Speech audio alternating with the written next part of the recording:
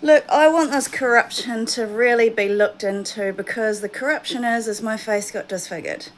You can see on the side, I've had a stroke. It's not ethical, Terry, having videotapes of me in my home to say that I'm not special when I've had abuse. And it's not ethical for my books to all say I'm a lovely character, for this pink woman to go around saying I'm a bad character in every home I go to. I can't get them to let me do normal things. Every time I'm doing stuff, they're interfering in my life. This is a fact. I want to vacuum my room every day. The vacuum cleaner's out with the cleaners every day. Every day he's got an excuse of why I can't use the vacuum cleaner. That they're busy, that they don't have time, that I can't do this. It's in the morning. So I'm like, well, when can I do it? Oh, the night. So why in this situation a year ago do I look okay for after all the violence and all the house I went through? I need love right now because that is my natural customs and they've taken me away from my mother. I want letters. It's like every person I've ever had connections with, you've put the loyalty and care to another woman in some stupid, unethical competition that's completely toxic when I've got some sort of cancer. There is no proof in my documents that I've got HIV or cancer. My breasts hurt. I know I've got breast cancer. They told me, but out in public, they say you've got breast cancer, you've got colon and pancreatic cancer, and you've got lung cancer. In my documents in Australia, it said I had cancer and pesticides.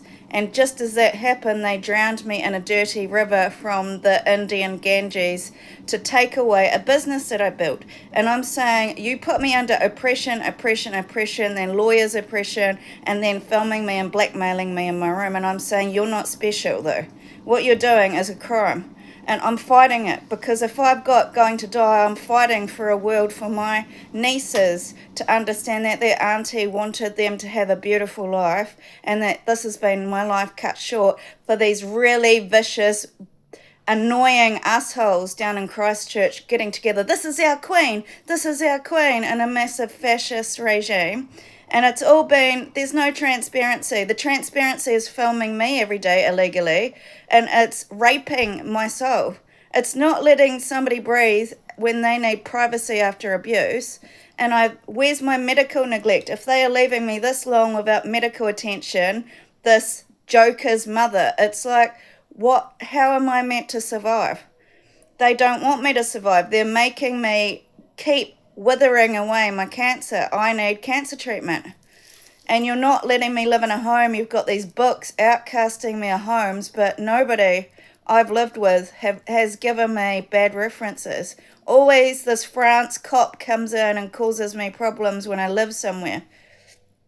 The frogs. Last time I lived at Moran's house, she said I've got a 3-month contract. The cops came in, gave her a whole lot of money and said, get rid of her, basically. And she said, oh, you can't stay here. Money went missing out of our house. And I can't, she goes, you've been in our house, the door was open. I said, I haven't been in that room at all. And she said, yep, I can't trust you anymore. You have to leave. And she also kept saying, we've got to bomb the house with fleas. And it's like, for years they've been making me a flea, a leech, a dog, a this, a that. And what they do is they come into my property and they get everybody talking on chats and outcasting me. It's a crime. And I've asked again and again about this crime and they don't care. They just want to take what I worked for. This crow mother, this joker's mother, it's mine. I worked for a good reputation. Don't blackmail me with videos. It's unethical because I don't have the same opportunities as you. I don't have rights to my email. I don't have rights to my family even. I don't even have rights to hospital care when I'm dying of cancer. Don't tell me that I'm nobody. What you're doing is sociopathic to really drag somebody that's that abused through more and more torture that I'm a prostitute. Just give me the proof. Why are you all in a massive team outcasting me of the whole world? It shouldn't have happened. What you're doing is making a massive blackmail ring to never ever have to be accountable for my death.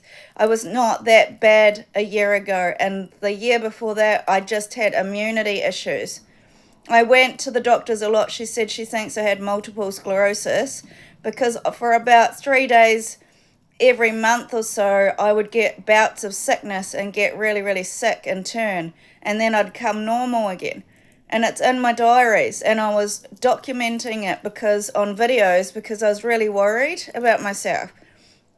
And it turns out they've been poisoning me slowly in my stuff, in my foods, in my water, and I can't leave the house. They put parasites into my food. There's no way all these parasites would be like thriving in a piece of watermelon that I just bought and put in a microwave. Like, there's no way.